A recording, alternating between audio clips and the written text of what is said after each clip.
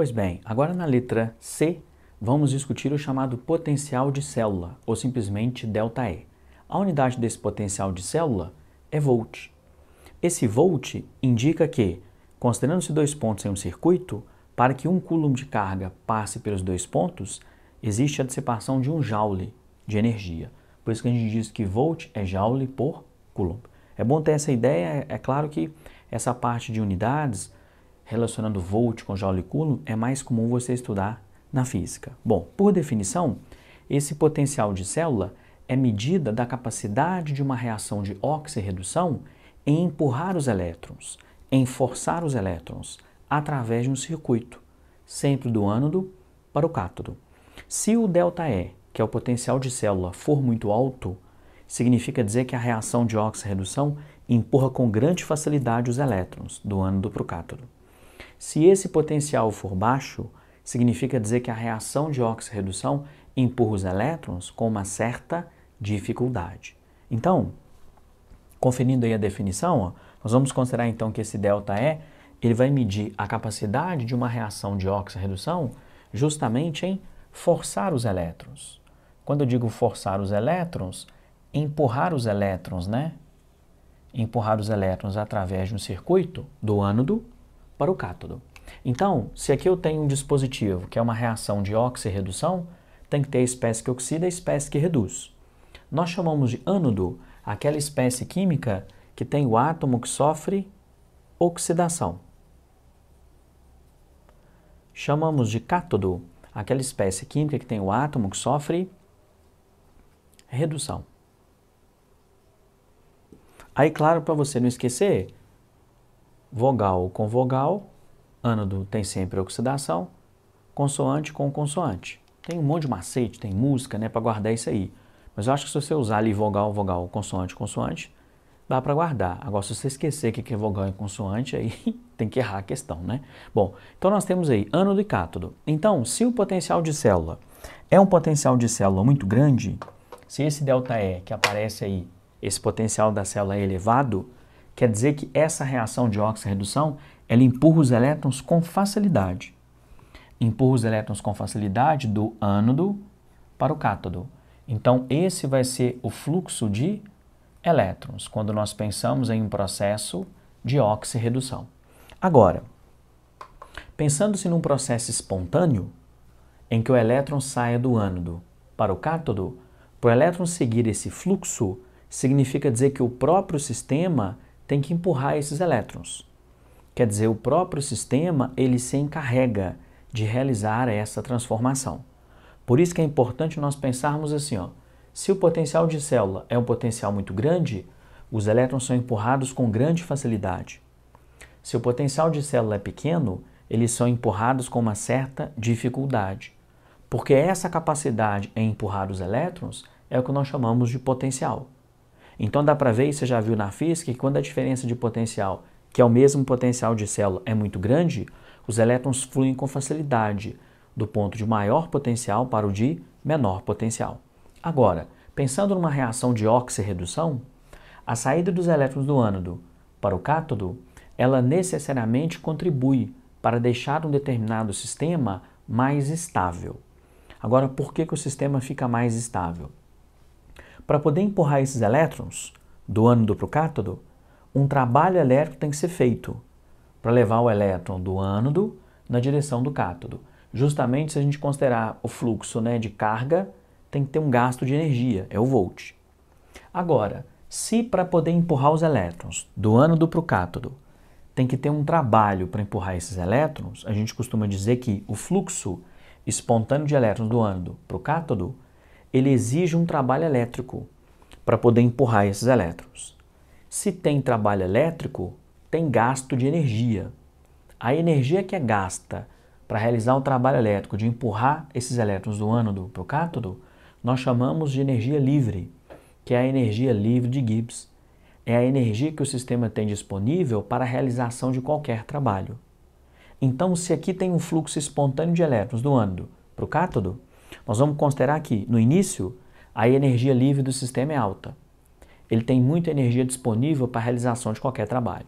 Então, a energia livre começa alta. À medida que os elétrons são empurrados do ânodo para o cátodo, observe que a energia livre vai ficando cada vez menor, porque ela está sendo gasta para poder empurrar os elétrons. Até o instante que a energia é tão baixa que não dá mais para poder empurrar os elétrons.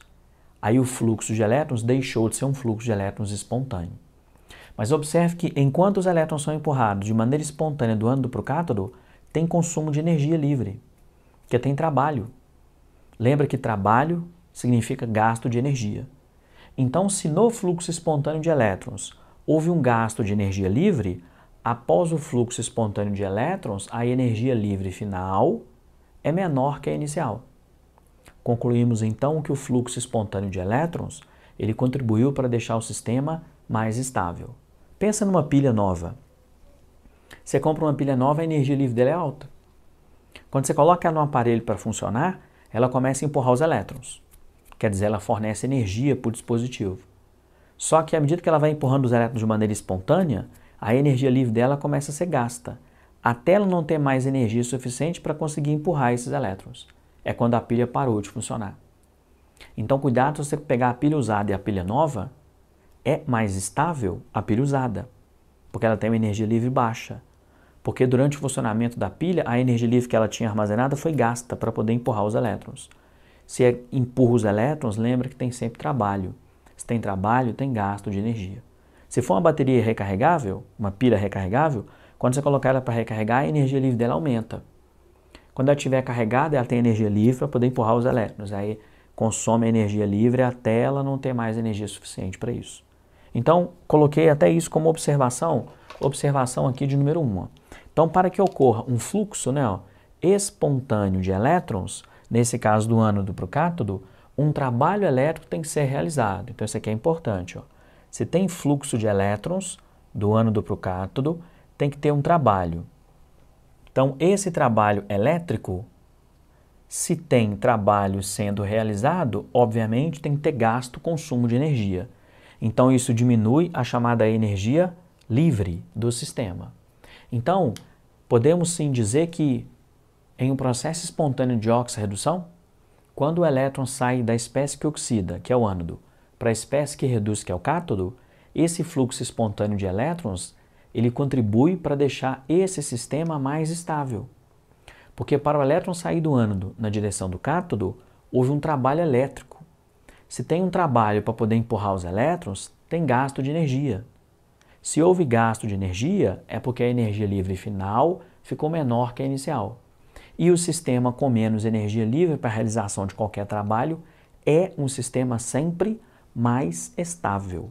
É um outro ponto que tem que tomar muito cuidado. A gente chegou a fazer uma discussão assim em propriedade coligativa, que a estabilidade ela acontece quando a energia livre do sistema é baixa, quando essa energia foi gasta para a realização de qualquer tipo de trabalho.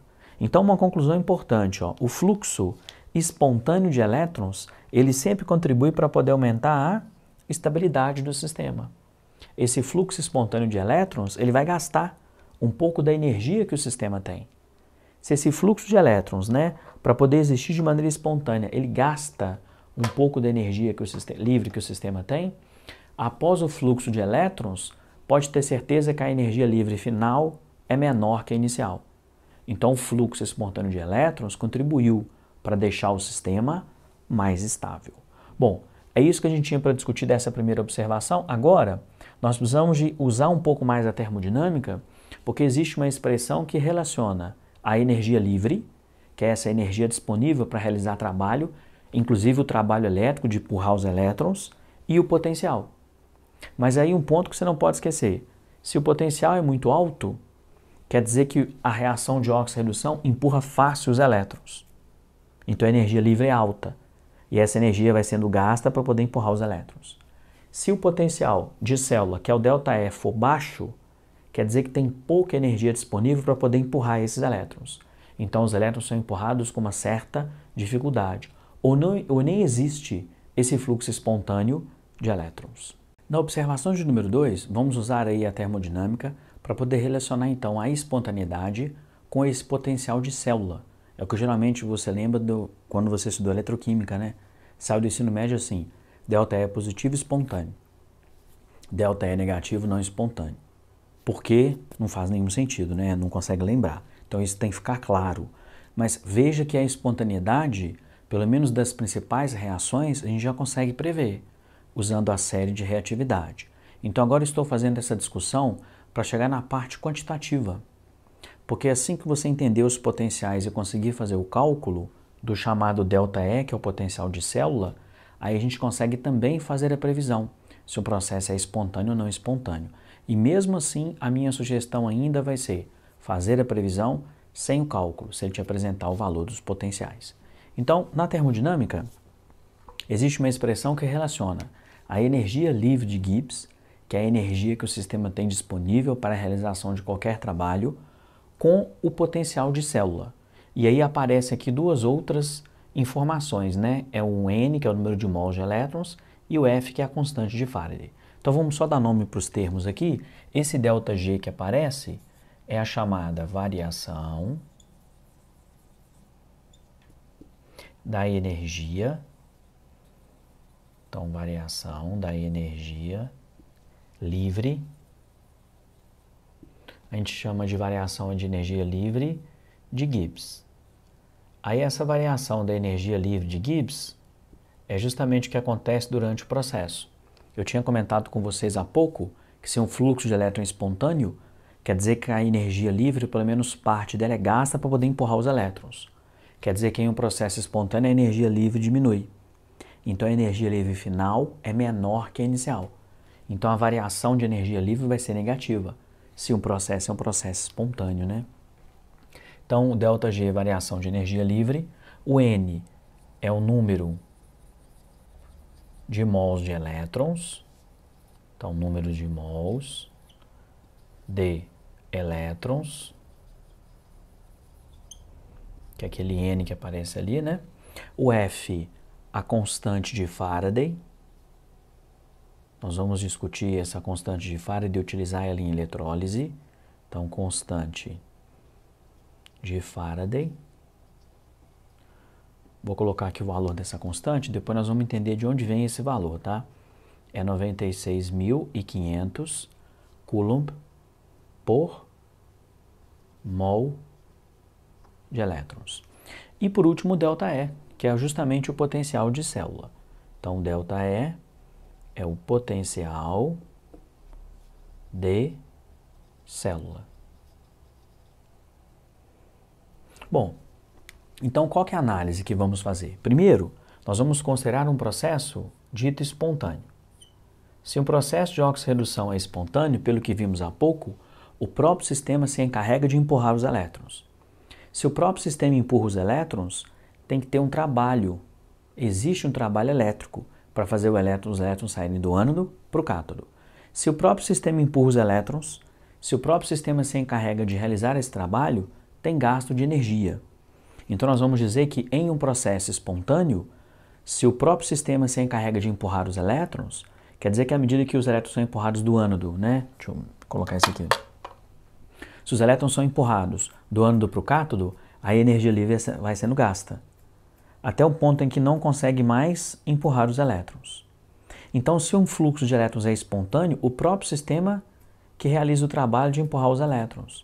Então, esse sistema ele vai gastando a energia livre. Então, ao final de um processo espontâneo, a energia livre final é menor que a inicial. Se a energia livre final é menor que a inicial, nós vamos fazer uma análise de sinais dessa expressão. Olha só, se o processo é espontâneo, então, o ΔG tem que ter o sinal, né, negativo. Agora, por que ΔG é negativo? Se o processo é espontâneo, houve gasto de energia para poder empurrar os elétrons. Então, se a parte da energia foi gasta para poder empurrar os elétrons, a energia livre final é menor que a inicial. Se a energia livre final é menor que a inicial, a variação é negativa. Bom, se o processo é espontâneo, então, o ΔG tem que ser negativo. Já tem o negativo na fórmula. Os termos N e F são sempre positivos. Para manter o negativo aqui e ΔG continuar sendo negativo, o ΔE tem que ter um sinal positivo.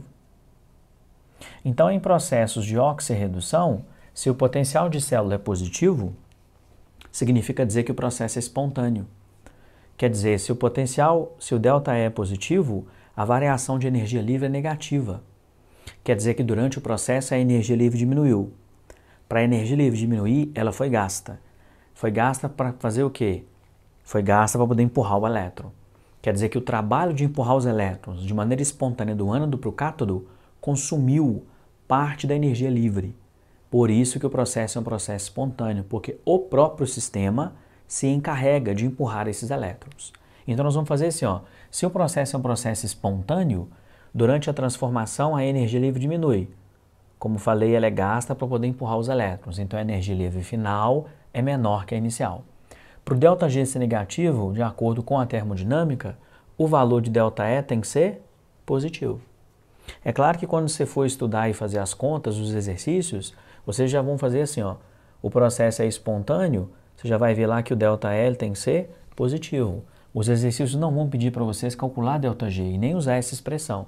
É só para vocês entenderem de onde vem a relação do potencial com a espontaneidade. Agora, outra possibilidade. Se um processo é um processo não espontâneo, agora eu vou fazer uma outra análise de sinais. Se o processo é não espontâneo, significa dizer que o sistema não tem energia suficiente para poder empurrar os elétrons. A energia livre dele não dá para realizar o trabalho e de maneira espontânea os elétrons saírem do cátodo na direção do ânodo. Então o que tem que ser feito? Se um processo é não espontâneo, para que ocorra um fluxo de elétrons, nós temos que fornecer energia para o sistema. E quando a gente fornece energia para o sistema, a energia livre dele aumenta. O fluxo de elétrons vai existir, mas vai ser um fluxo de elétrons não espontâneo, porque ele só foi possível quando a vizinhança forneceu energia para o sistema. Então, para processos não espontâneos, se o sistema recebe energia da vizinhança e não deu conta de empurrar os elétrons sozinho, ele precisa de energia extra. Isso faz aumentar a energia livre.